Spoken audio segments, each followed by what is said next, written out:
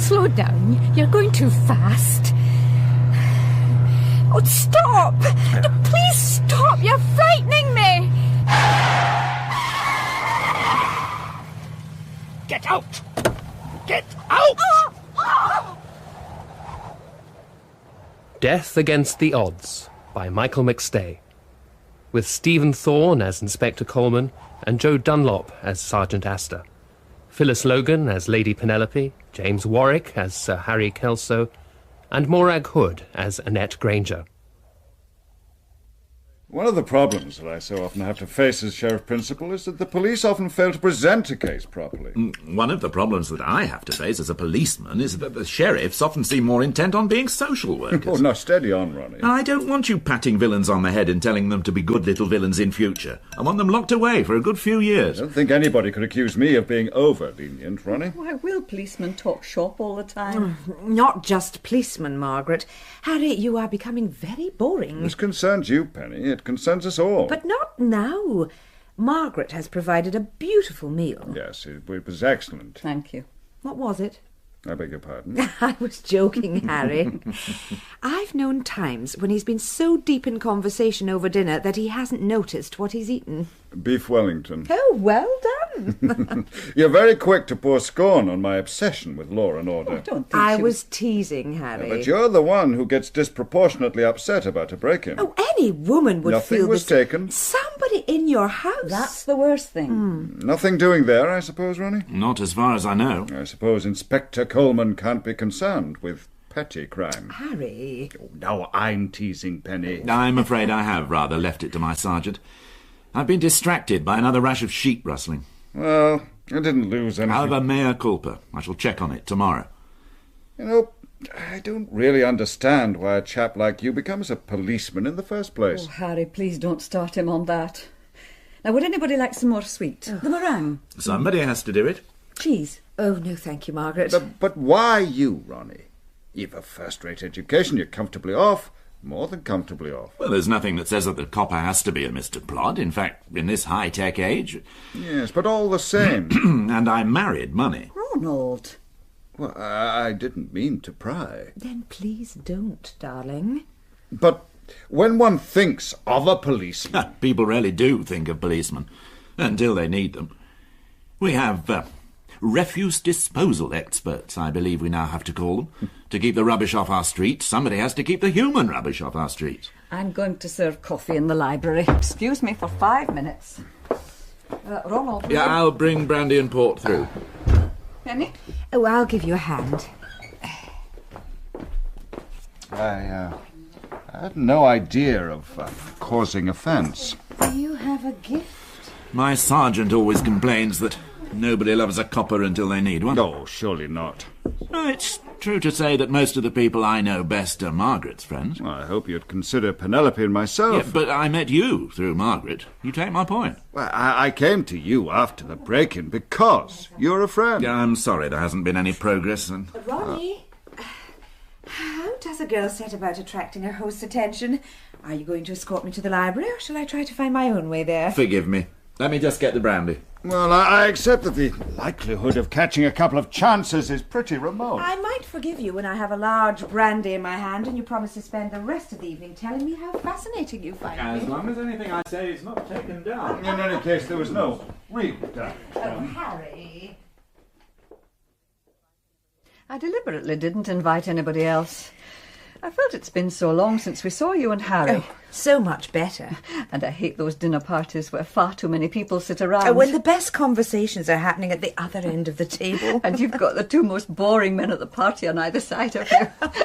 Of course, I'd quite forgotten your father was a policeman. Yes. I remember the case.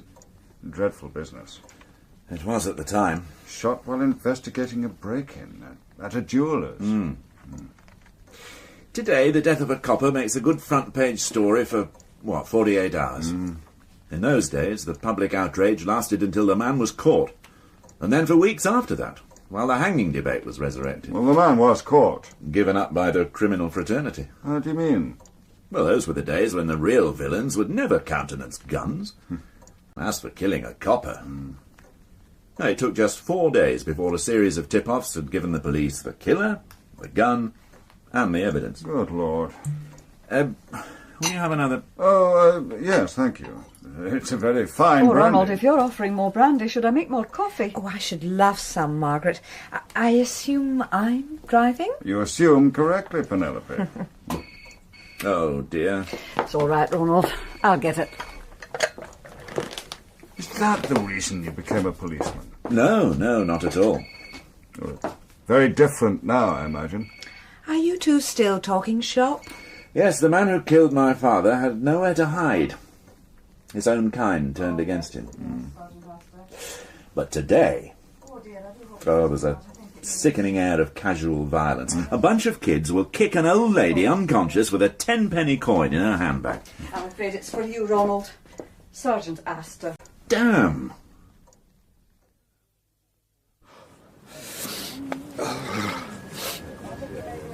How much longer have we got to hang around, Sarge? Until the inspector gets here. It's taking his time.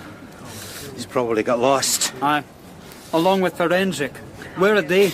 I do not know, Constable. What are you eating? Biscuits. Do you want one? No. That helps keep the cold out. I assure you I'm just as cold and miserable as you are, Constable.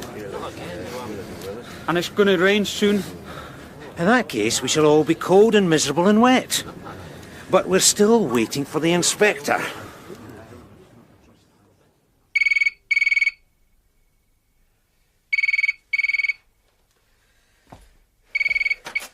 Granger. Well, hello. Yes, I am surprised. Now? Do you know what time it? I see. Mm-hmm. Well, that's an offer I can't refuse. 20 minutes?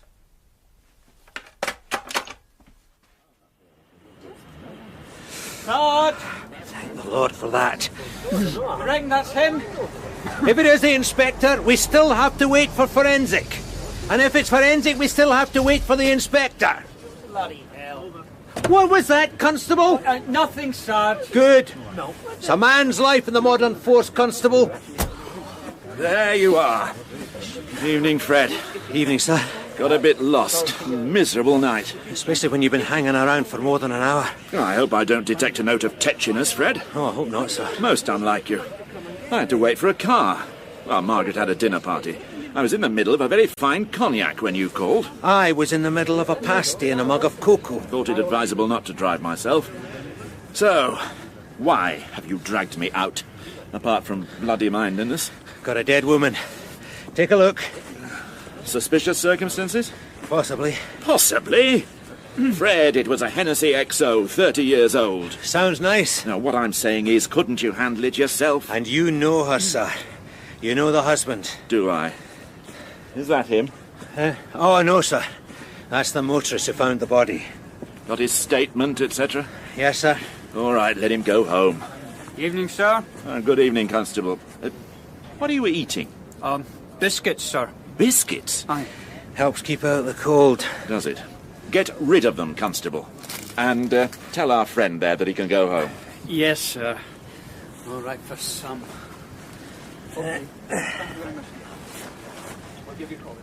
Dear God. Yes, sir. Bit of a mess. Car? Yes. Hit and run? Well, yes, sir, but Do I know her? if you take a closer look... Yeah, I don't think I'll bother, Fred. Who is she? Helen Fraser. Wife of Callum Fraser. Drinks in the Prince Charlie. You know him. Oh, yes. Likes his malt. That's him. Has he been told? Not yet, sir. There's a wee story there. What the devil was she doing up on the moor at this time of night? Dead long? Don't know, sir. The thing is, the state she's in, I'd swear she'd been hit more than once. What do you mean? Front and back. Sir! Ah, that'll be forensic. They're a bit late, aren't they? Well, I sent for them. Perhaps they got lost, sir. It can happen. Yeah. Now, there's some likely-looking tyre tracks on the verge over there. We'll be able to take some casts. Well, they'd better be quick. It's starting to rain. Oh, over. Oh, damn and blast. Who is it? Sir Harold Kelso. The laird. Laird of all he surveys. Hello again, Ronnie. I wondered if there was anything I could do. This isn't necessary, Sir Harold.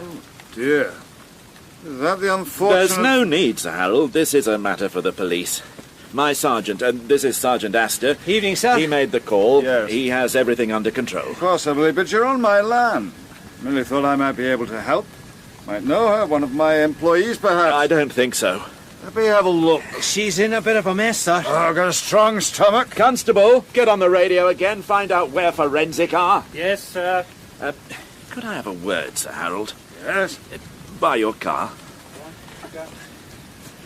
I appreciate your offer of help. Oh, not at all. Bit of excitement? Well, I don't consider a violent death a bit of excitement. This is a police I'm matter, a and... sheriff, Ronnie. Well, then, if this case should come before you, you'll be apprised of all the relevant facts. Oh, don't be so pompous, man. Harry, you reek of alcohol. Are you going to breathalyze me? You place me in a very embarrassing position. If one of my officers... I am on my own land. You are on a public highway. You don't have to explain the law to me. You're presuming on a friendship, Harry. Now, I can't send for another car. I'm sorry that You understand? I'm sorry that you're taking this attitude, Ronnie. I'm sure you know your job, but it seems I might presumptuous to turn down an offer of help from a member of the public, particularly when that member of the public is a person of some influence in local civic circles. Friends in high places. Yes. Thank you for your offer of help, Sir Harold. Now go home and drive carefully. Fred? Sir? Where the hell are forensic? I'm getting soaked. Oh, your friend leaving, sir. Bit full of his own importance. Now, where are these tyre tracks you were telling me about? They're just over here. Actually had the nerve to utter vague threats. A bloody idiot. Kelso? Oh, that biscuit-eating... That idiot constable. The tyre tracks. He hasn't covered the tyre tracks. They're half washed away. How unfortunate. How will you explain that to forensic? I suspect this is them now.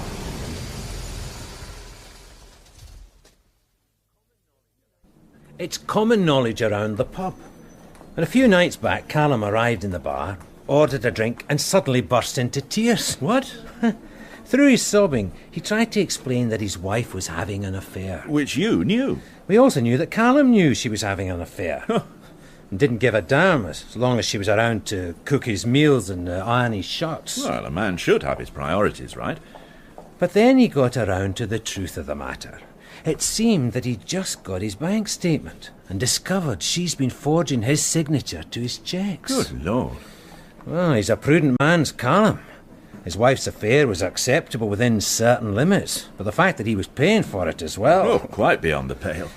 Since then he's been back in the pub, drinking heavily and making wild threats about what'll happen to his wife. And you think that... It's a possibility. Inspector Coleman? Has he been notified? Not yet, sir. I wanted this talk. Dr. Calderside.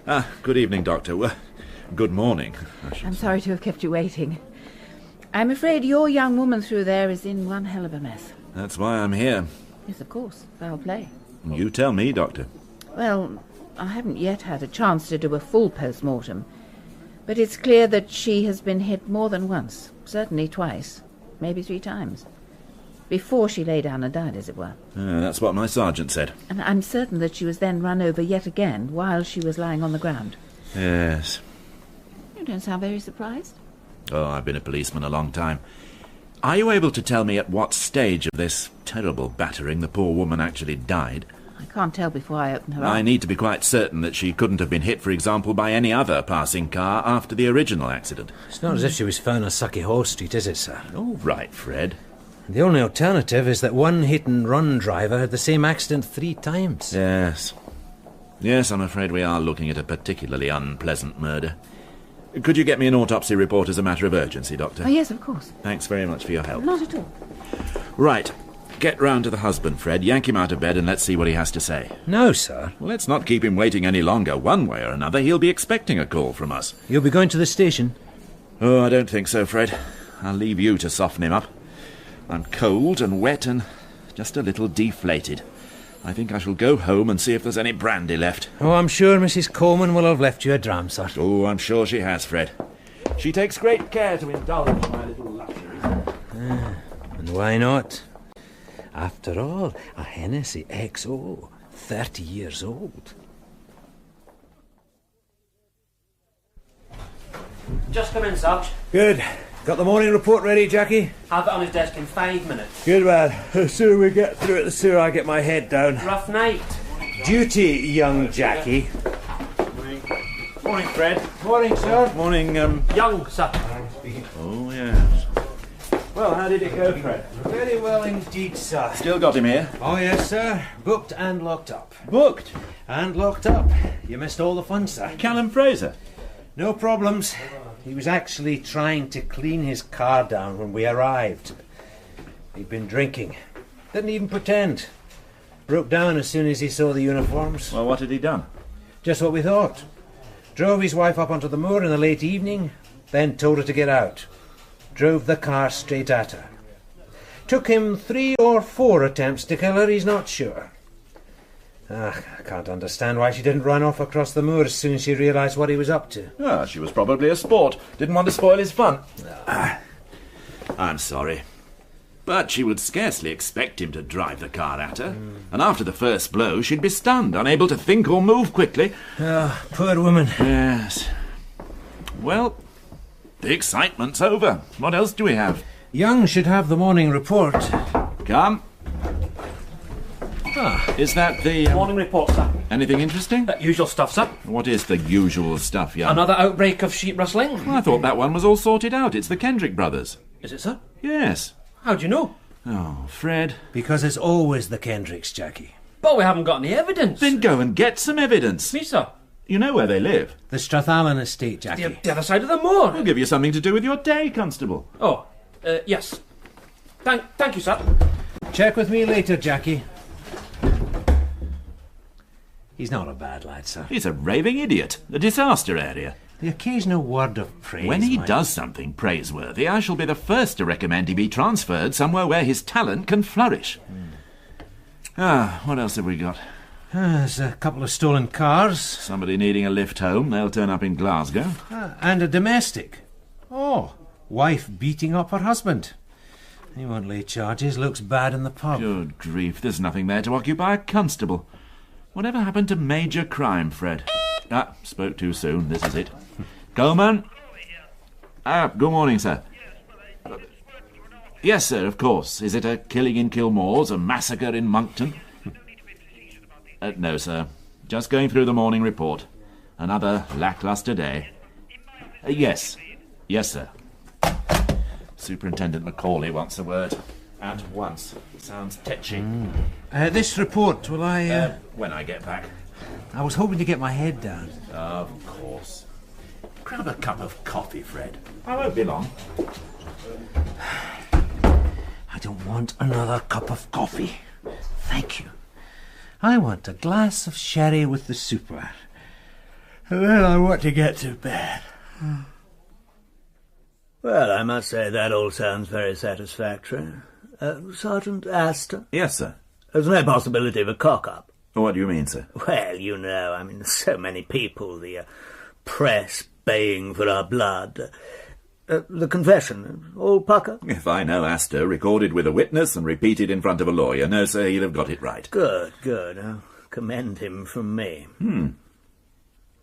And that wasn't why you wanted to see me, Superintendent. Oh, no, not directly. Would you care for a sherry, Ronnie? Is that the, Yes, it's the one Ellsworth discovered in the local supermarket. It's rather good, eh? Yes, but not for me, thank you. Bit early. Oh, yes. Well, I suppose I ought not to, but... oh, well. Having lunch with Harry Kelso. That'll be nice, sir. He's a good man, Ronnie. Very powerful locally. So he tells me. Well, I might as well come straight to the point. I've had a complaint. The day will be when you don't have a complaint. Now, this one is personal. I'm sorry to hear that, sir. Well, no, the complaint's been made against you. Harry Kelso. I see. Well, if you can let me have it in the usual manner, sir. It's not formal. Now, look, Ronnie, Oh, this is bloody embarrassing for me. Well, if it's not formal, why are we wasting our time on There it? was this business last night. Sir Harold turned up on the moor. And you were rude to him. Well, he was poking his nose into something that didn't concern him. Look, I don't have to remind you That he's a very powerful man locally. No, sir, you just said that. And you were rude to him. I was not rude to him. Have you ever known me to be rude to anybody, sir? Frequently. Well, suffice to say that he resented your attitude. Oh, good grief. Yeah, he also complained this morning that he returned to the scene of the accident, murder, and found an empty cigarette packet, what appeared to be a couple of soiled swabs, a plastic bag containing the remains of some plaster of Paris, and even a half-empty packet of biscuits. Oh, damn it all, sir. It was a filthy night in the middle of nowhere. A woman was dead. No harm has been done, Ronnie. There certainly has not. It might be an idea to have a word to the personnel concerned. We are very vulnerable to criticism of any kind, particularly when it comes from someone like Sir Harry. I'll speak to them, sir. He's a good friend of the force, and we need all the friends we can get. The man's a pompous idiot. Yes, well, I have nothing more to say. Thank you, sir. I'll pass your message on. Oh, enjoy your lunch. It was the middle of the night, sir, and we had a dead I woman. don't give a damn, Sergeant. You were the senior officer present. It was your job to see that members of the public were not inconvenienced by the actions of the men under your command. Yes, sir. Good grief. Have you seen this report? No, sir. What were you doing while I was with the superintendent? You suggested I might get a coffee. Yeah. Well, here's a problem you can sort out. The Kendricks. Constable Young is dealing with that now, sir. It seems that they've been slaughtering the sheep in their garage again. If it was them. Oh, of course it was them. Same pattern. They've obviously been trying to get rid of the entrails down the loo. God. The water supply to half the estate, and probably some of the bigger houses lying along the same main system, is blocked. I hope Sir Harold Kelso's isn't one of them. So, you get down to the water board, find out the areas most likely to be affected, and dispatch a couple of constables to apologise to the householders. I was actually thinking of getting my head down for a couple of hours. Good idea, but just as soon as you've been to the water board. I can't send a constable, needs a bit of authority. Yes, sir. Jamie Parish? Sir? Who the hell is Jamie Parish? Oh, yes, I did know about him, sir, the shoes. That's right, the shoes. He was nicked for stealing 2 left shoes from the rack outside Dulce's. Member of staff recognised him when he came back next day to nick a couple of right ones. Well, why am I bothered with this? It's the Daily Report, sir. Yeah, and what's this? The lead has gone from the roof of the church at Kilmore's? 2 weeks after work to replace it was completed? Well, I thought the lead went from the roof 20 years ago. Well, that's true, sir. The congregation has been collecting since then to replace it. It was quite a feature, apparently. Very intricate working. Why don't the good people of Kilmore save everybody's time and energies and just take up a collection for the local villains? If this is the sort of crime that lands on my desk, Fred, do you understand why I get bored and frustrated? And why I get extremely angry with the likes of Sir Harold Kelso? Who is that? It's Constable Young, sir. What does he want?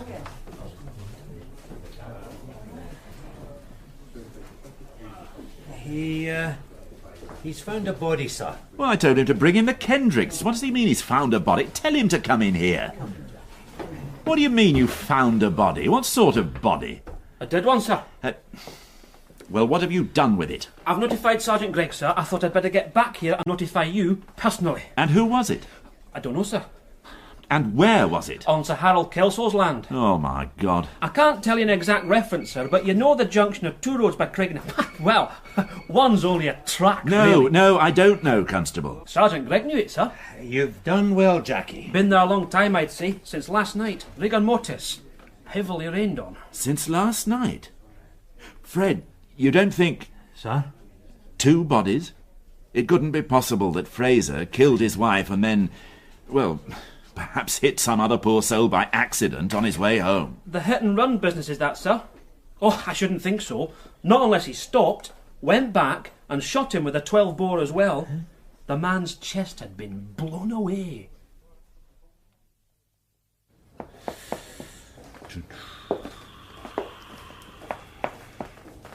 Do you know anything about this man? What was his name? Granger, sir. Derek Granger. Who identified the body? Sergeant Gregg knew him, sir. Quite a local celebrity. Sergeant Gregg? Derek Granger, sir. He's a bookmaker. And Sergeant Gregg likes to follow the horses. Are you telling me that Sergeant Gregg made the formal identification? No, sir. Then would you answer my question? Yes, sir. Which question was that? Good grief. Only asked 2 questions. Never mind, young. Is Gregg still here? No, sir. He took the lady home, sir. Which lady? The lady who identified the body. And which lady was that, young? Inspector Coleman. Yes. Oh, I'm sorry. I always seem to keep you waiting. No, forgive me. I was trying to elicit some information from a reluctant witness. Dr. Calderside, this is Police Constable Young. Hello, Doctor. Hello, Constable. Constable Young found the body. And then I informed Sergeant Gregg.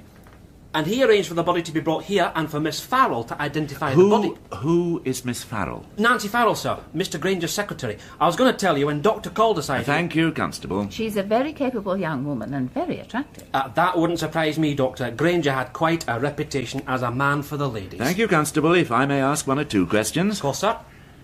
The usual ones, Doctor? And the usual answers, Inspector.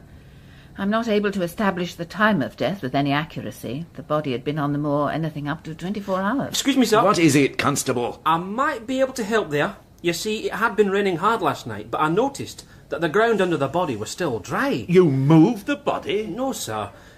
The rain had driven in fairly hard and had soaked in under one side of the body. But on the other side, it was easy to see that the ground was comparatively dry, protected by the body.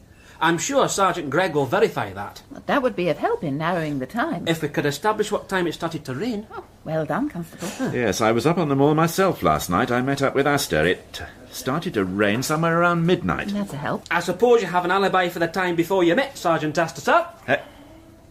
Constable, I have had very little sleep, followed by an extremely aggravating morning. Yes, sir. It was a wee joke. Dr. Calderside, the next obvious question is cause of death. Oh, I'd have said no doubt about that. I would like to hear it from the doctor. Of course, sir.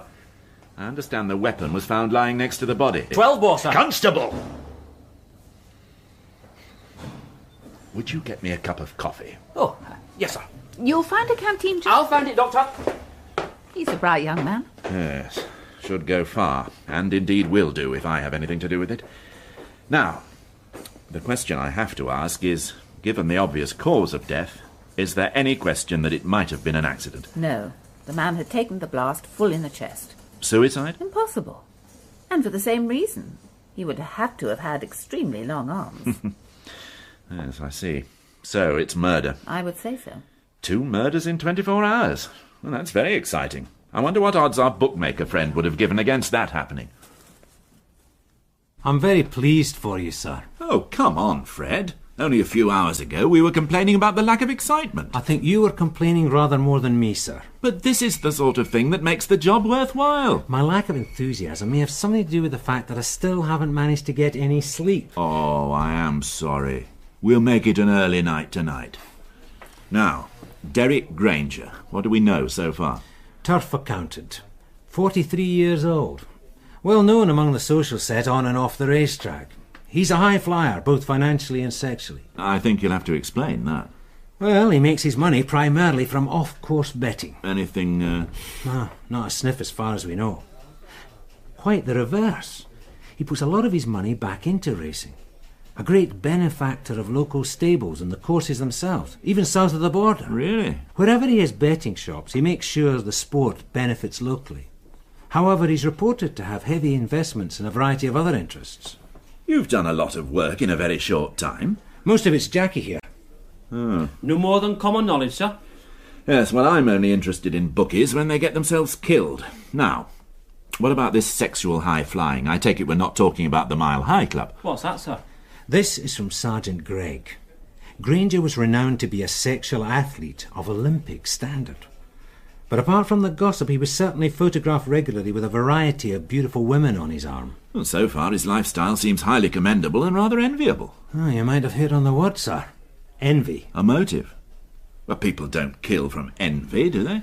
You can't be a Derek Granger without being the subject of a lot of rumour. Most of it bad. Nobody bothers to start good rumours, sir. And what are they saying about Granger? That there's a number of married women, some married to very eminent folk, who, well, I don't have to tell you, I'm sure. I see. Tell you what, sir? But it's rumour. We can do some digging. What we're digging for? It's a possible motive, What is? but money's a more likely one. Does he have a head office? Oh, yes. Right, then we start there. Where are you going, young? Were you, sir? I don't think so. But I thought I was on the case, sir. Did you? I found the body, sir, and I notified Sergeant Gregg, and I went with you to the hospital. Seems fair, sir. Yes, I suppose it does. All right, young. This is your big chance. Yes, sir. Sergeant Astor and I will see what we can dig up at Granger's office. You can stay here and go through everything and anything that you can find about him. And then sit by the phone and wait for our call. Well, someone has to do it, Jackie. I suppose so. What am I looking for, Sarge? Anything. Start with his financial dealings. Find out who his accountants are, his lawyers, his stockbrokers. Somebody somewhere has a motive for killing him. And the married women, Sarge, I don't quite follow. Sex, Jackie. Sex. With married women? It happens, Jackie. It's a wicked world. Sarge, Yes, Jackie. do you have the address of this Mile High Club? I'm surprised to find you here, Miss Farrell. After your ordeal. The world does have to go on, Inspector. Derek was at the head of a huge enterprise. A lot of people rely on me being here. What exactly is your position in the firm? I understood secretary. Derek's little joke, Inspector. I started as his secretary, so he's always referred to me as that. In fact, I run the entire turf accounting side of his business. Well, that's quite a responsibility. For a woman, For anybody. it's in my blood. My father was a very well-known on-course bookmaker. Some years ago, there were allegations. Tattersalls banned him from attending any race meeting for the rest of his life. Sandy Farrell. That's right. Derek never believed the allegations and offered my father the job of racing manager here. Daddy accepted, but the damage was done. He died a few years later. Racing is my life, Inspector. So when did you last see Granger? Yesterday. He came into the office every day. He may have had many other business interests, but his life was in racing as well. Can I get you anything, Miss Farrell? No. Thank you, Sergeant. I'm perfectly all right. Horse racing has traditionally gathered around it some of the less desirable elements of society. Traditionally. But reforms over the years. Improved policing, stronger powers for the jockey club. Not to mention scientific advances have meant that it is increasingly difficult to turn a dishonest penny. What about this, what do you call it, the betting shop side of things? Off-course betting? Inspector, everybody knows a way of beating the bookies, legally or illegally. The fact is that everything has been tried before, and the few that have succeeded only ever do so once.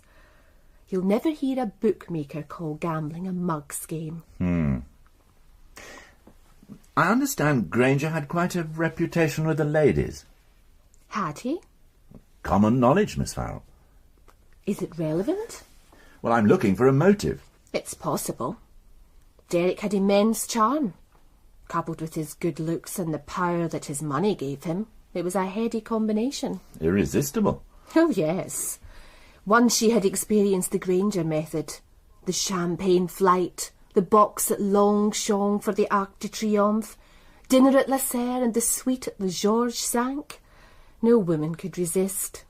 No one? I did, Inspector. I don't believe in mixing business with pleasure. I've always known that somebody was going to inherit Derek's betting empire, and it might as well be me.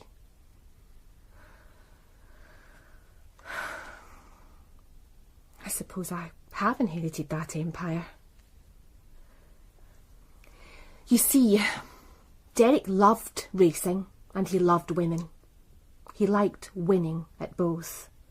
I had no intention of being one of his also-rans. And he played a very varied field, is that the expression? He had absolutely no qualms when it came to women. Even if they were married? You have been doing your homework. A jealous husband, particularly one whose humiliation is made public, would have a powerful motive to revenge himself.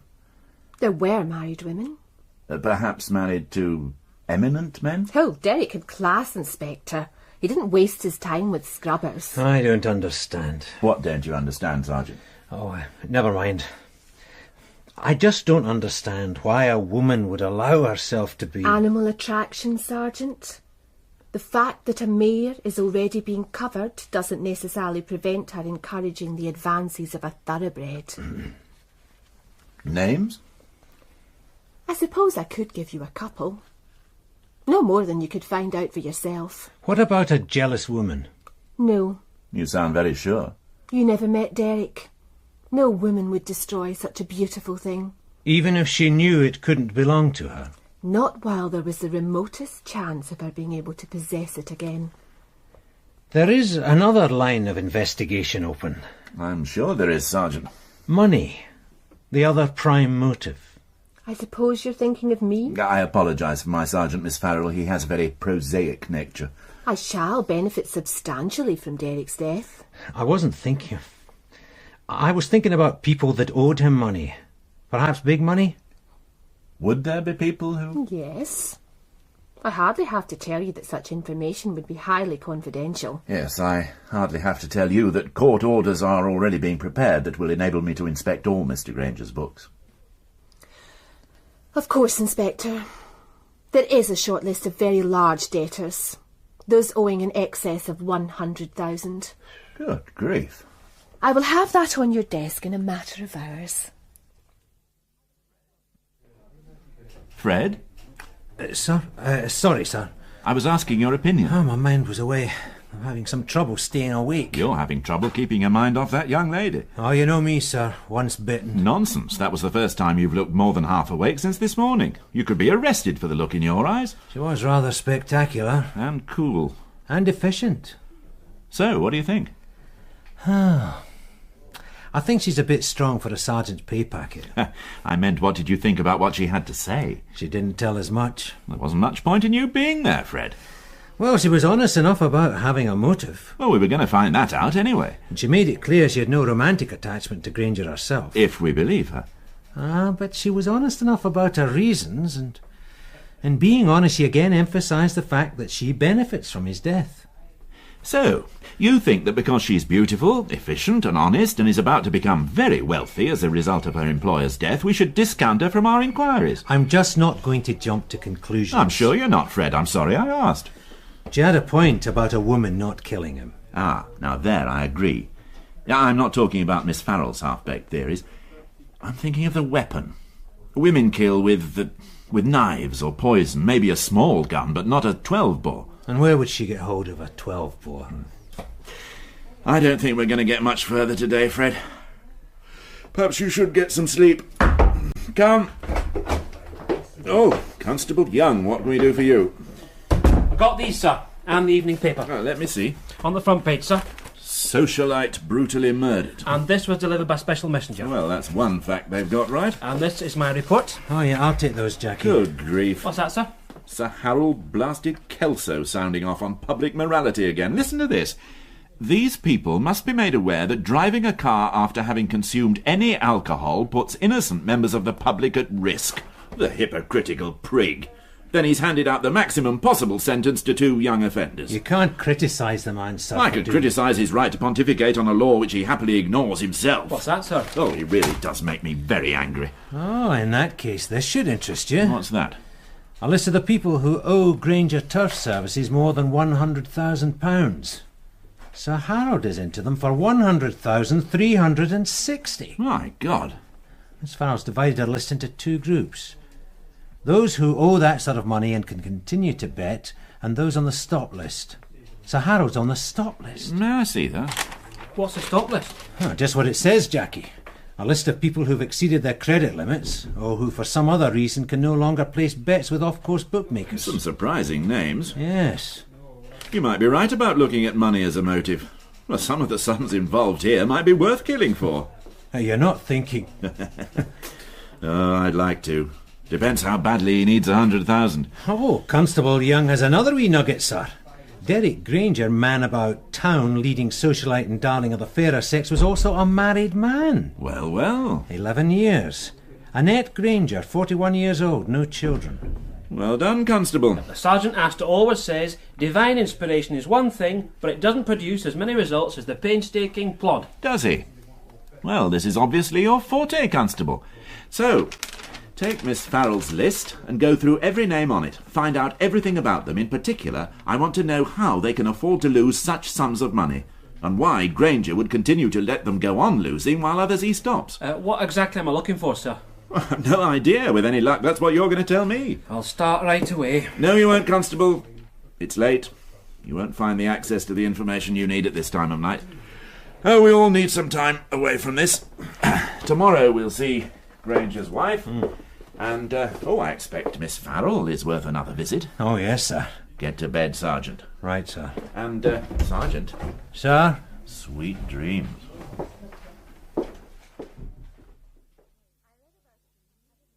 I read about it in the newspaper. I didn't allow it to spoil my day. There's no point in trying to pretend, Inspector. Derek and I have been separated for 7 years. I've hated him for much longer than that. But you stayed married? The arrangement suits me. I have an adequate allowance, when he remembered to send it. Send it? Oh, none of your civilized behaviour for Derek, Inspector.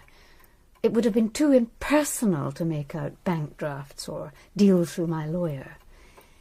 He sent the cheques through the post, signed by that secretary of his, so that everybody was constantly reminded how generous he was being to his mouse of a wife. And then when he forgot to send it, I would have to go to his office to pick it up personally from that little bitch, just to rub my face a little harder in the dirt. Why didn't he divorce you? I've no idea. I would never give him grounds. Some womanizers like the safety net of a little wife tucked away somewhere. Maybe he didn't want the publicity. I understand he wasn't known for his reticence in that area. He wouldn't want the kind of publicity divorce would give him.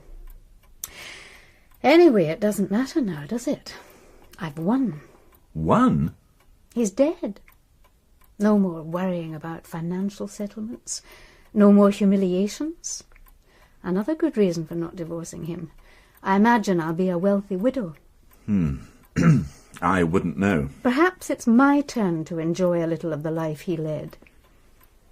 When did you last see your husband? I've no idea. Weeks ago. Months. When you went to his office? I didn't necessarily see Derek. The Farrell woman would have the cheque ready for me, together with some reason for my not seeing him. She needn't have bothered herself. Can you tell me where you were when your husband was killed? Oh, really, Inspector? When was he killed? Sometime between 6 and 11:30 the night before last. I watched television, and I was in bed, shortly after the news at 10, I expect. You were alone? For both activities. I meant... I know what you meant, Inspector. Do you remember what you watched? No. Yes, there was a play on. Do you remember... No. Do you watch television, Inspector?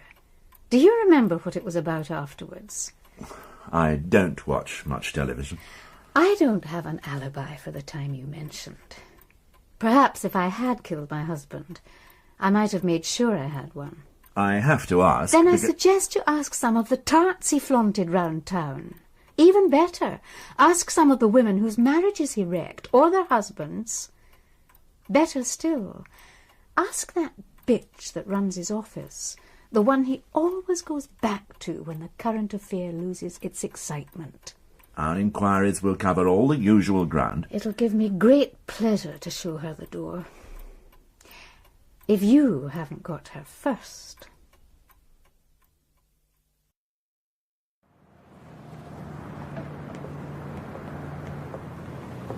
So do for my money, sir. Yes, an obvious choice. Nobody could have a better motive.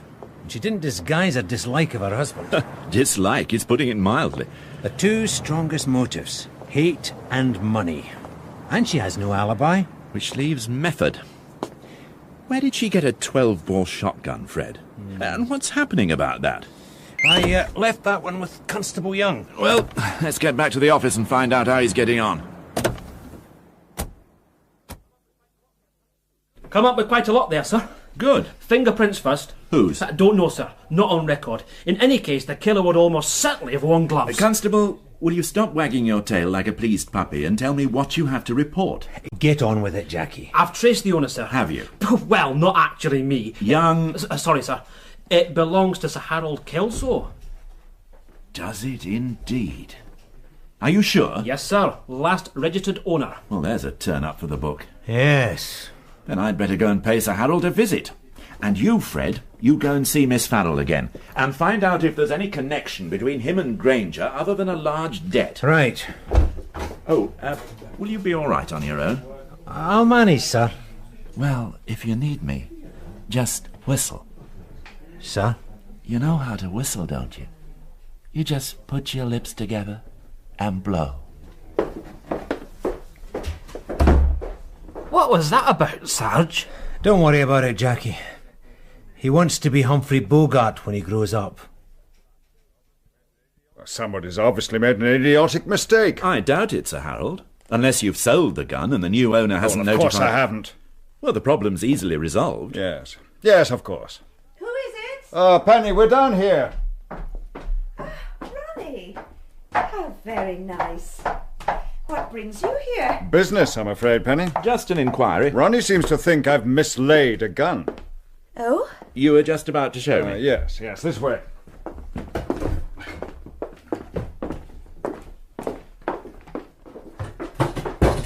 This is the gun room.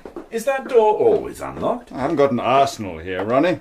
A few sporting guns and the house is very secure. Well, you were broken into very recently. Yes, but nothing... Oh, good Lord. Yes? There is a gun missing. 12 bore. Are you sure? Oh, don't be a bloody fool, Ronnie. I'm sorry. I just can't believe... Well, I was obviously wrong. The guns... 6 of them. are left in this glass-fronted cupboard, unlocked. Well, one doesn't expect... What? You're a sheriff, Sir Harold. You are aware that... These are for sport. And one of them has blasted the life out of a man. Oh. Yes, I'm sorry, my dear. What's happened? Ronald is suggesting that this gun was used to kill somebody. Your gun? I'm afraid so. Who? Derek Granger. That man who was on the news? Oh, that's awful. Did you know him?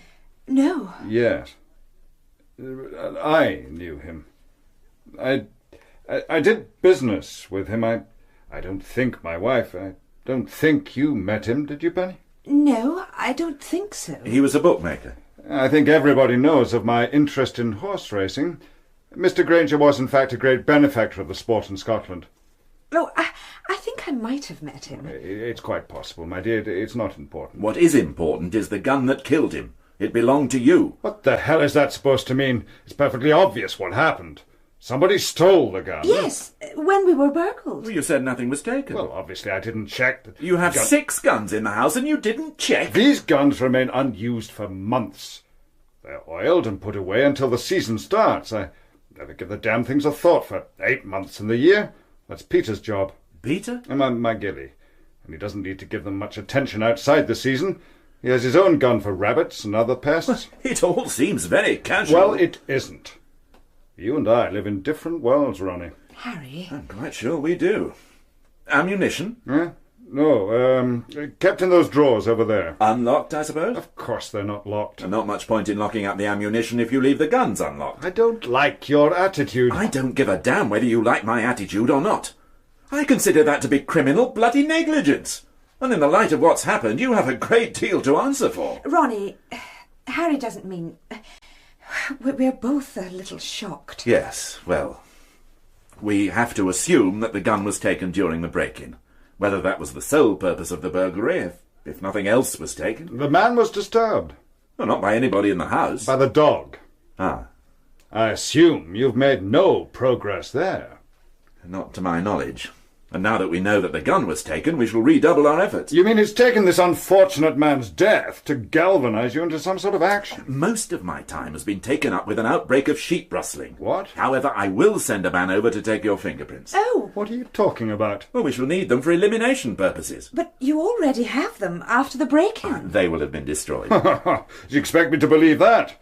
I know that the police tend to keep them on file. That is not true. Which is tantamount to a violation of civil liberties. Both you and your wife are at complete liberty to witness the destruction of your prints once we have eliminated... Once you've transferred them onto a computer. Just exactly what concerns you, Sir Harold. I mean, what do you have to worry about if your conscience is clear and you have no intention of committing a felony in the future? The fact that we know each other socially does not give you the right to come over... I could have sent my sergeant round. We do appreciate your coming personally. It's difficult.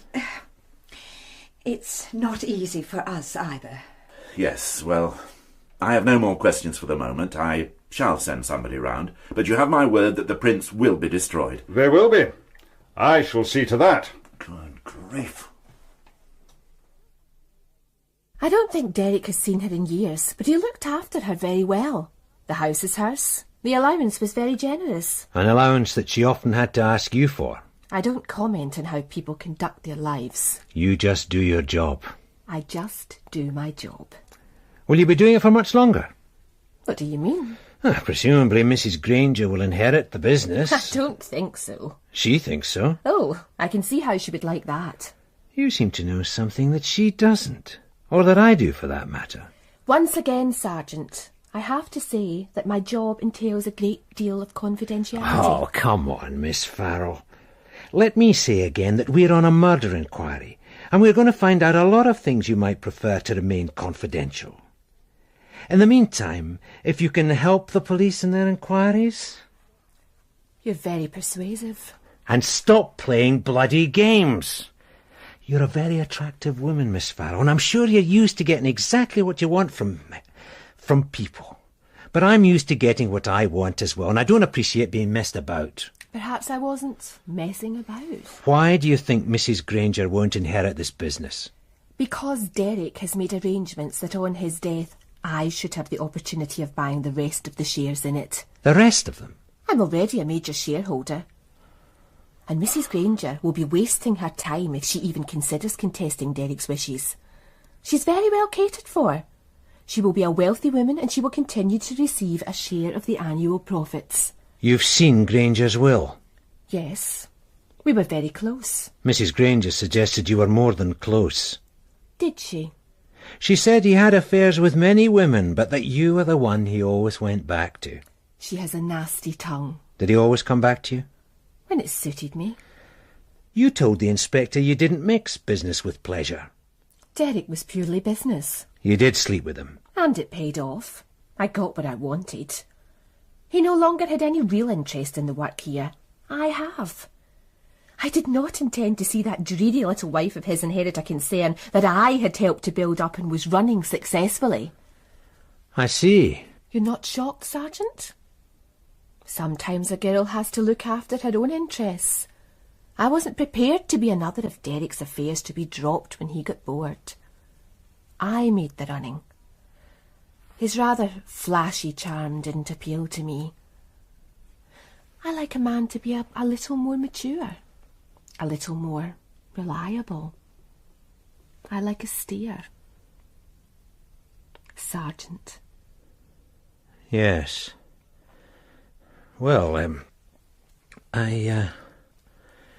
you said that, what about some of these other affairs? You said you might be able to give us some names. Mostly they were easily forgettable. Leggy, busty earheads. They wouldn't interest you, Sergeant. They might have bored Derek to death, but they weren't intelligent enough to bear any real malice. But there were others. There were others when I thought that Derek was being more than usually indiscreet. Married women? As your inspector suggested, sometimes to some very eminent people. Such as who? He really didn't seem to give a damn. Flaunting his sexual achievements. Oh, some little boys never grow up. Such as who, Fred? Well, the wife of a leading trainer. That actually came to a punch-up at the Ayr Spring meeting. It was particularly unfortunate because he had hopes of receiving some royal horses into the stables. Well, that sort of thing's no longer a bar to royal patronage, is it? Surely they have enough problems of their own these days. No, Not impressed. There was the daughter of a prominent minister. Oh, I'm told they can be very spirited little things. Well, that might have gone unremarked if he hadn't then decided to, what do they call it in racing terms, go through the card. This case is in danger of corrupting you, Fred. What do you mean? Well, it started being seen out with a minister's wife. Oh, a man of Catholic taste. Church of Scotland, actually. Yeah, the reverend gentleman might have sold his story to the newspaper, and he would always have the consolation of knowing that his wife would get her comeuppance at the pearly gates. No, you'll have to do better than that. Then, how about the wife of a man very eminent in local political and legal circles? There's enough adultery in political and legal circles to make it almost a sine qua non for the job. Come on, Fred. We're looking for a motive for murder. And so far, the wife and your lady are ahead of the field. Now, all this squalid wife bonking isn't providing us with anything. But what if the man I'm talking about was a pillar of rectitude? He was constantly delivering homilies in public about moral behaviour, and who was in danger of being laughed out of court if his wife's indiscretion was discovered. And what if he was also in considerable debt to Granger? Harold Kelso? Would you like another one of those, sir? Damn you, Fred. What have you found out? Just that. Penny Kelso. Lady Penelope. And Granger? She came to her senses just before it hit the gossip columns. But neither of them made much of a secret of it up till then. Well, how did Kelso take it? I can only guess. Yes. There you are, sir. I was looking for you. They said you might be in the pub. No, not in uniform, young. Not in uniform. What's that, sir? You don't come into a pub in uniform, Jackie. It frightens the customers. I'm sorry. I wanted to get this to you. It's the information you wanted on the people who owed Mr. Granger money. Well, it can wait until I get back to the office. I thought it was urgent. Well, it's not. Good Lord. You're going to publish a book? I tried to be thorough. Good, Constable. But what you give me is a précis. A report that I can digest in 5 minutes. Sorry, sir. Leave that on my desk, Jackie. I'll give you a hand later. Thanks, sir. No, wait. What have you got on Sir Harold Kelso? Kelso. He's a sheriff. His title is He owes the deceased a great deal of money. Can he afford it? No. Thank you. Then how has he got into that kind of debt? Gambling, sir. I think I can answer that, sir. OK, Jackie, get that stuff back to the office. I'll be across shortly. Right. Thanks, Sarge. I'm sorry, sir. I thought... He's not a bad lad, sir. Have a word with him, Fred. Sort him out. Right. About Kelso. Oh, yes. I asked Miss Farrell. Every client, you see, has a credit limit. When they reach it, then they can have no more bets until it's settled. They're the average mug punter. Then there are some who are the really heavy gamblers. Kelso? Not really, sir. His credit limit was 10,000. There's a couple have got 50,000 limits, and even more if they want it. They were good for it. And Kelso wasn't? Nancy said not. Nancy? Miss Farrell.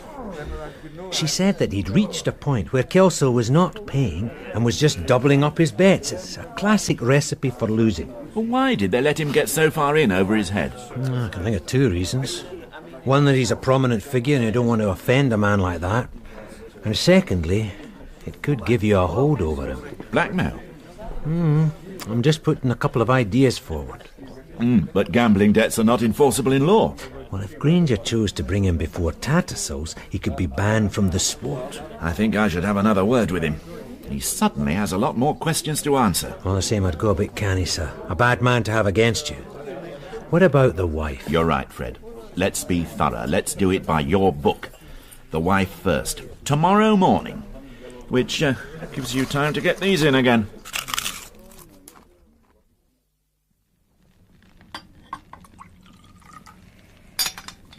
Well, cheers, Ronnie. Yes, cheers. Oh, excellent. Harry has it shipped privately. Nice to have money. Connections. I'm sure Harry could arrange to let you have the occasional dozen bottles. I would certainly be tempted. You don't like him, do you? I'm not here to talk about him, Penny. No. You lied to me. It was a very long time ago, and Derek... Do we have to? I could ask somebody else. No! I'm not going to make excuses, Ronnie. You didn't know him? No. He was such fun. Harry is quite a bit older than me, but I suppose I was carried away at the thought of being Lady Penelope Kelso, and the responsibility of helping him run the estate made me feel very grown up. But eventually, it seemed there was no escape from it, and the evenings spent with boring people who might be useful to Harry. Oh, that's why I love the evenings we have with you and Margaret. She's always full of the newest things happening in the theatre and in the arts, and you have such a fund of fascinating stories. Margaret says I always talk shop. Well, perhaps your shop is more interesting than Harry's. And you have a sense of humour. Oh, Harry can devote a whole evening to the possible effect of the Nationalist vote on the council elections, and he's terminally worried about the lack of support for the Tories in Scotland. Oh, the Scots are a very generous race. I'm sure they will support the Tories at the first sign of the Tories supporting them. You see, a sense of humour is very sexy. I must tell Margaret that. Oh, she knows. Well, we were talking about you. Yes, of course. When did you meet Granger? It was a race meeting. We were having a dismal day. Harry had lost badly. Gambling? Oh, no, Harry doesn't gamble. He had 2 horses running that day. They were both strongly fancied to win, and neither of them was placed. And then, suddenly, there was Derek. I remember a lot of champagne and laughter, and then he put a bet on a horse for me. He said it was bound to win, and it did, and I remember shouting at home and hugging Derek, and we laughed. I see. No, I don't think you do, Ronnie.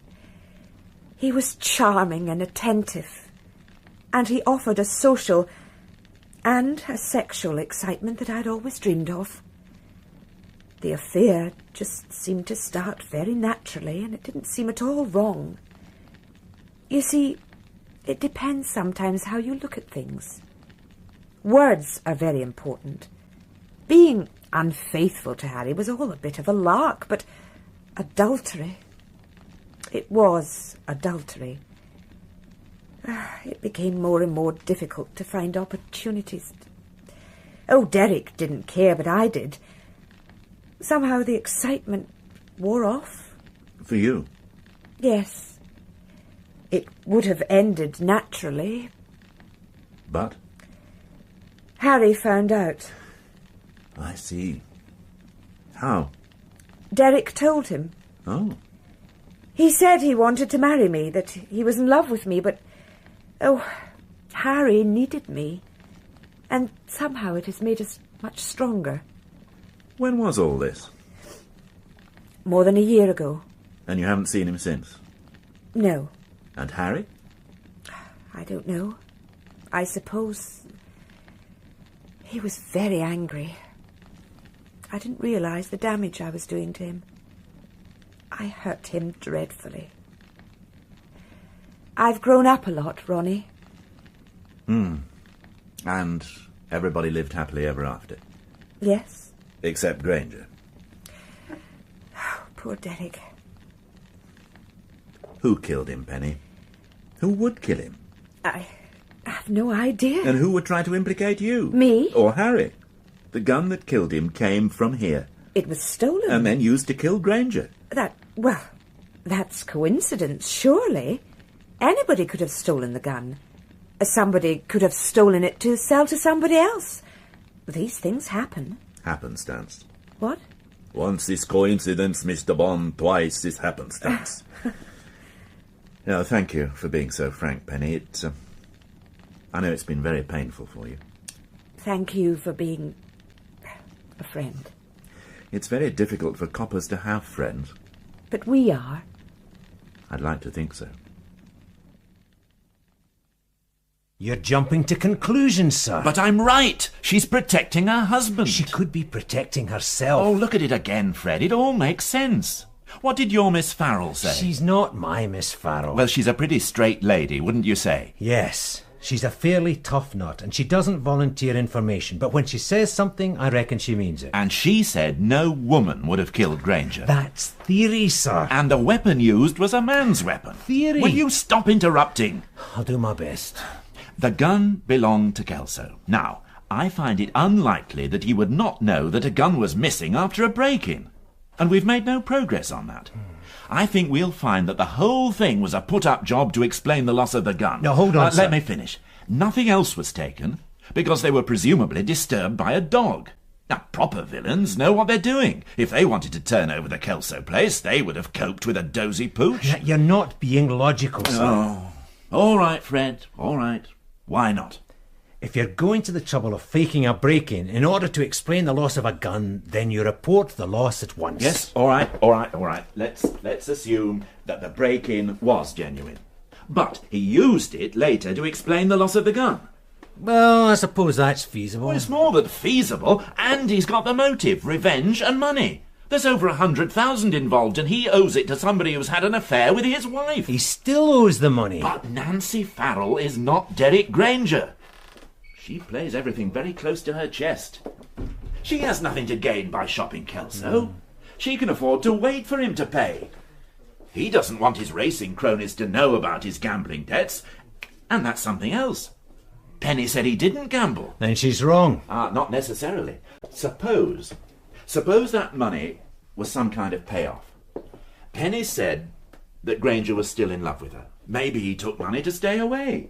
Well, Kelso knew what had been going on, and if he were prepared to pay the man off, a phony credit account would be the ideal way of explaining such large sums of money. Then we'll find cheques paid from Kelso's account to Granger's account. No. He hasn't paid any yet. It's a credit account. When Granger decides he's had enough, he'll call in the total debt. Kelso only had to agree to make one losing bet, and he was caught in the classic blackmail syndrome. But then he was trapped in a second threat. The exposure of the gambling debts to Tattersall's or whoever. Hold on, sir. Let's imagine you're right so far. Well, I am. So we know how and we know why, but what about when? At the time Granger was killed, Kelso was with you, sitting around drinking your brandy. No! I've thought about that too.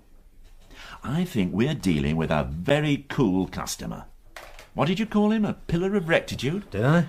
And yet, on the night Granger was killed, he had been drinking and was out driving his car when he was well over the legal limit. And he was careless enough to let me know what he was doing. Good grief, Fred.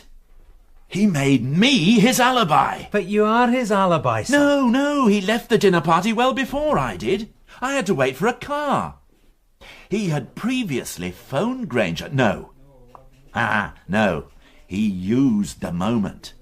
He went home and phoned Granger, arranged a meeting. At that time of Money. night? Granger was blackmailing him. He met him, killed him, and then drove on to meet me. Yes, I'm quite certain he asked me where the hit and run had happened. He used me as his alibi. He'd be taking an enormous chance. Murder's a risky business. And you just said Kelso wasn't a gambler? But he didn't gamble. He worked out the odds very carefully. He sat and waited for the moment. And when it presented itself, he took it coldly and calmly. Well, obviously he had to tell Penny where he was going at that time of night, so he needed me as his alibi. Oh, but I should have seen it earlier. I mean, normally he would never have driven in that state. It was out of character. So is murder. I'd have to speak to Macaulay before I do anything. What are you up to, Fred? Oh, I'm just following up a few ideas. Tidying up a couple of things. Could you bring yourself to talk to your Miss Farrell again? Yes. I want to know exactly when those bets of Kelso's were made. I have a feeling we'll find he never made them. I'll go and see her. Yeah, and I'll go and see Macaulay. I hope he'll come with me to see Kelso. I hope you're right, Ronnie. You've heard what I had to say, sir. It's very circumstantial. And it all fits. Well, just be very careful what you say. And that's why I wanted you to be here, sir. Ronald, to what do I owe this pleasure? Oh, Ian. I wasn't told you were here. Good evening, Harry. Is this a formal visit? I asked Superintendent Macaulay to accompany me. Oh? A few problems seem to have cropped up. Really? I presume there's no point in offering you a drink. Sir Harold, I'm sure you remember the night Derek Granger was murdered. Of course. Could you tell me what you did after you left my house? I went home. And then you went out again? You know I did. What exactly is going on? If you could bear with us, Harry. Have you come to give me some sort of reprimand? I'd had a drink. Coleman made his attitude perfectly clear, and I made mine equally clear. I phoned you next day because I felt, well, it exceeded his authority. Can you tell me when you decided to come looking for the scene of the hit-and-run accident? No, I can't. Well, perhaps you can tell me how long you were out of the house that night. Quite a long time. Why? Presumably Lady Kelso would know. I was gone, at least an hour. Quite a long time. How long would it take you to drive from here to Craignafoley? Ronnie? Craignafoley? It's where Derek Granger's body was found. There's a telephone call for you. Oh, I'll take it. What are you suggesting, Coleman? I'm just trying to clarify a few things in my own mind, sir. How long? About 10 minutes. And to drive from here to the hit-and-run? About 15 minutes. Well, you were out for more than an hour. It took me a little time to find you. You knew where we were? Not exactly. It probably took me half an hour to find you. How long would it take Granger to get from his home to Craignafoley? I've no damned idea, and I don't think I'm answering any more questions until I have my lawyer present. That is your right, sir. There are more questions I want to ask. Such as? Ronnie. I want a better explanation of how your gun came to be used to kill Granger. You know damned well the gun was... And I want to know more about the extremely heavy gambling debt you had incurred to Granger Turf Services. What the hell are you talking about? That was Sergeant Astor. He said it was urgent. What was it? Oh, it's nothing he could say over the phone. He suggests you return to the station. Ah. Well, we'll not get any further here. Sir Harold has decided to exercise his right to legal representation. I suggest we all go to the station. Do you mean me? Yes, sir. Am I under arrest? Of course not, Harry. It's just a few questions. Isn't that right? Quite a few, sir.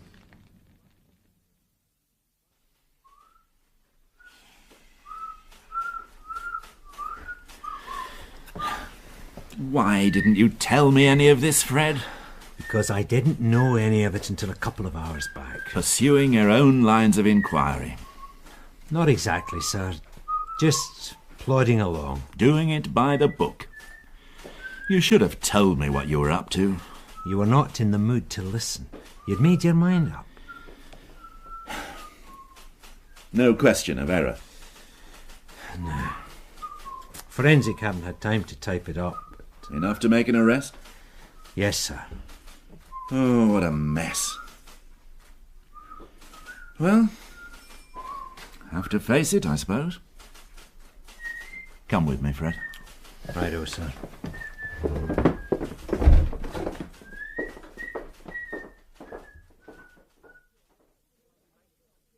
May I remind you, Superintendent, that my client is not here on a social visit. I'm sorry, Mr. Cropper. And unless you intend to lay formal charges... I'm sure that Inspector Coleman... We have been waiting half an hour. I suggest you find your inspector this instant, or allow Sir Harold and his wife... There was no need for Lady Kelso... I wanted to come. Sorry to have kept you all waiting. This is Mr. Cropper. He's representing Sir Harold. And getting extremely angry at this inexcusable delay. I have apologised. There had better be a good reason. There is. A very good reason. Further facts have come to light. Concerning my client? No.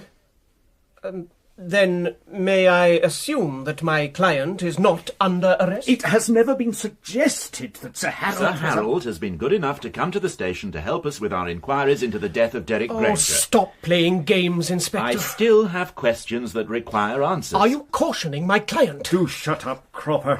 You Inspector asked me- Coleman knows that I'm always happy to assist the police in any way I am able. What I resent, and shall pursue at another time, is any suggestion that I've been less than forthcoming with my help up to now. The point I was about to make, Sir Harold. And I detect a change from his previous attitude. Am I right, Inspector? You said that you were out of the house for more than an hour on the night Granger was murdered. Can you be more precise? No. Can you help us? That sounds about right. Over an hour. I remember suggesting Penny didn't wait up.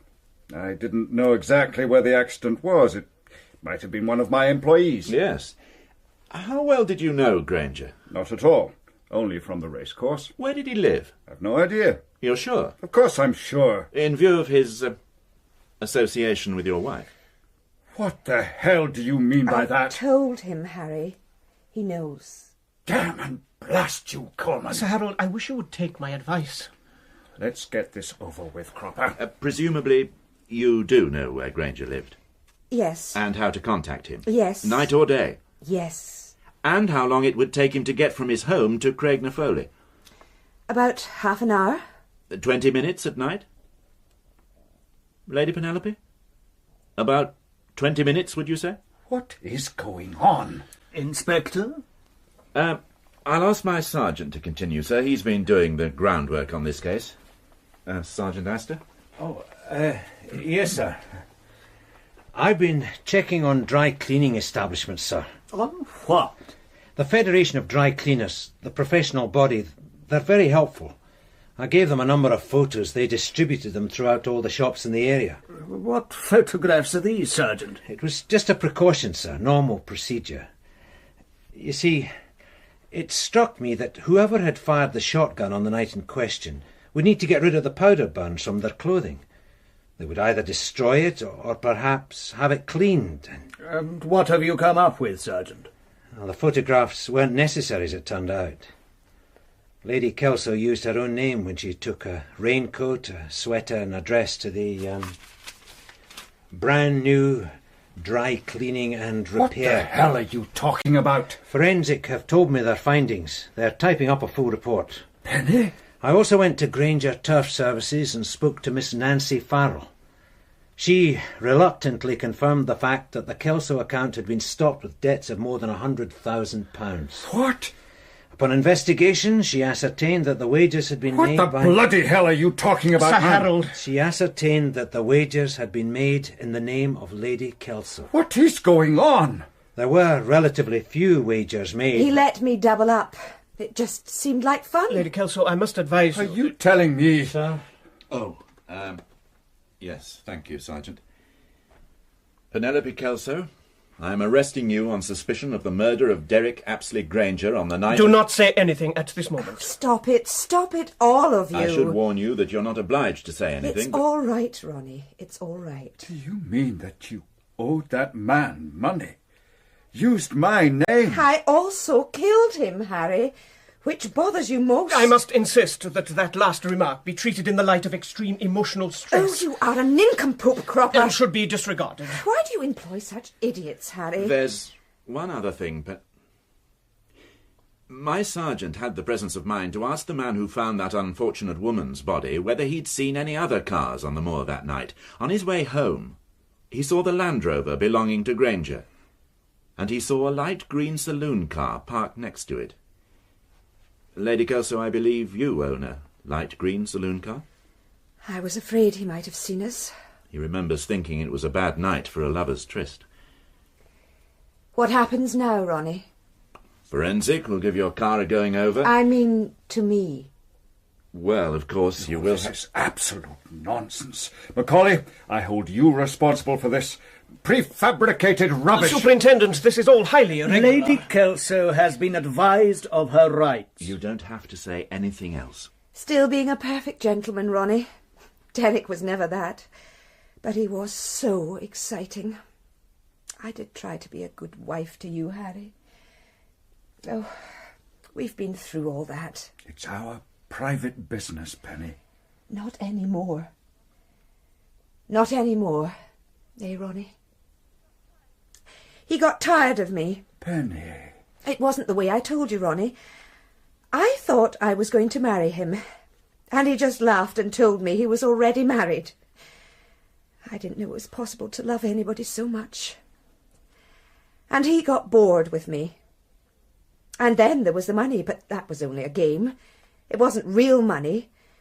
But he talked about business and debts of honour. What did he know about honour? How could I pay him that sort of money? It had all been a game. Please, don't say any more, Penny. I must advise you. But you see, I had written letters. He would have made them public.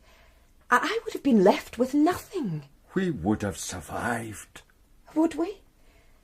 Well, perhaps now, but... So, I phoned him. We'd been talking about the break-in over dinner, you remember? Did you fake that? Oh, no. There really was a break-in. Is that when you took the gun? No, I took it that night. I had known for some time that I would have to do something. And there was the moment. Harry had never let me out of his sight since. But there he was, rushing off on some quixotic errand. There'd been an accident. I wish I could have been sure that you cared as much for me. Oh, my dear. But you gave me the chance I needed. So you phoned Granger? Yes. And he came? Just like that? He would always come, night or day, when we...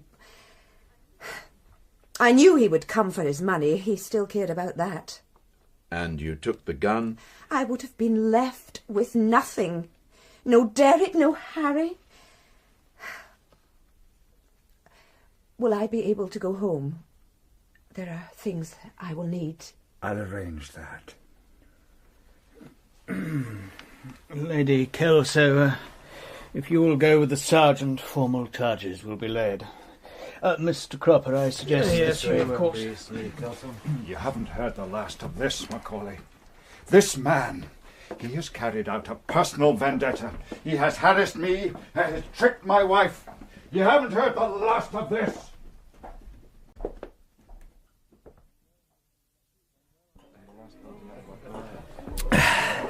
You done well on this one, Jackie. Oh, just following up what you told me to do. Showing a bit of initiative.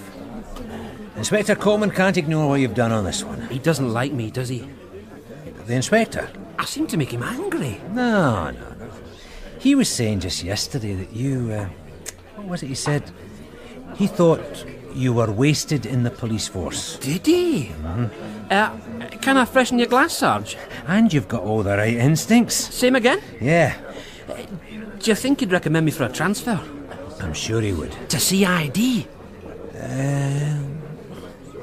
can only ask. Perhaps you could say something, Sarge. Yes, it's a pint.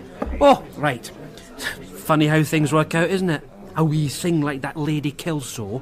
Dan the inspector thought all along it was a man. Yes. I wasn't so sure of myself. Well, Nancy Farrow was sure it wouldn't be a woman. You fancy her, don't you? Who? That Nancy Farrow. Don't be daft. Yes, you do. You bring her into the conversation. You're being stupid, Jackie.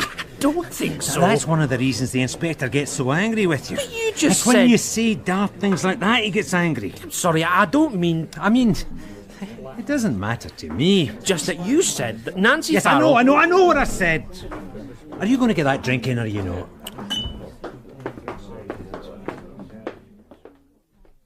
I won't hear of it. You're being bloody stupid, Ronnie. I certainly have been, sir. Which is why I'm tendering my resignation. I let my own personal likes and dislikes lead me into making a fool of myself. And nearly caused serious trouble for you. Yes, but you didn't. A last-minute phone call from my sergeant. Now look, Ronnie. I ignored the basic tenet of good police work. I let my personal feelings affect my judgment. I like Penny, Lady Kelso. She's an attractive woman, and I didn't want it to be her. Didn't even consider her. I don't like Kelso, and I did want it to be him. Look, you're tired and you're under emotional stress. Go home, talk to Margaret, and have a good night's sleep, and, well, talk about it in the morning. Good grief.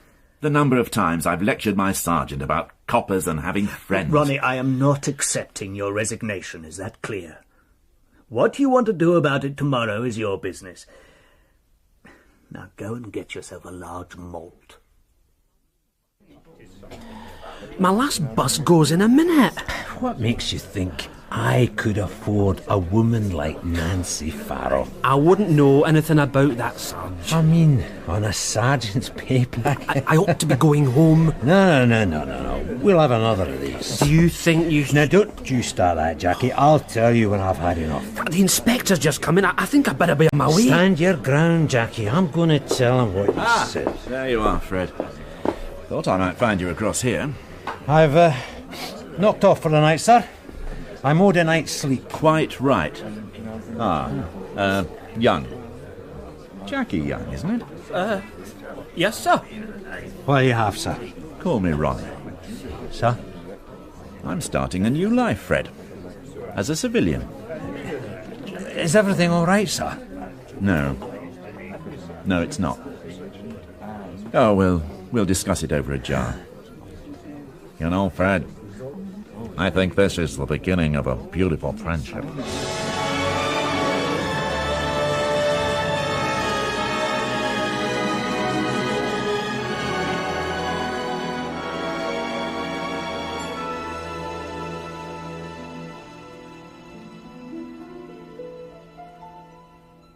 The part of Inspector Coleman was played by Stephen Thorne, Sergeant Astor, Joe Dunlop, and P.C. Young, Peter Gunn. Penelope Kelso, Phyllis Logan, Harry Kelso, James Warwick. Annette Granger, Morag Hood, Nancy Farrell, Elaine Collins. Margaret Coleman, Diana Bishop. Superintendent Macaulay, John Fleming. Dr. Calderside, Pauline Yates. Mr. Cropper, John Webb. Constable David Holt, and Derek Granger, Dominic Letts.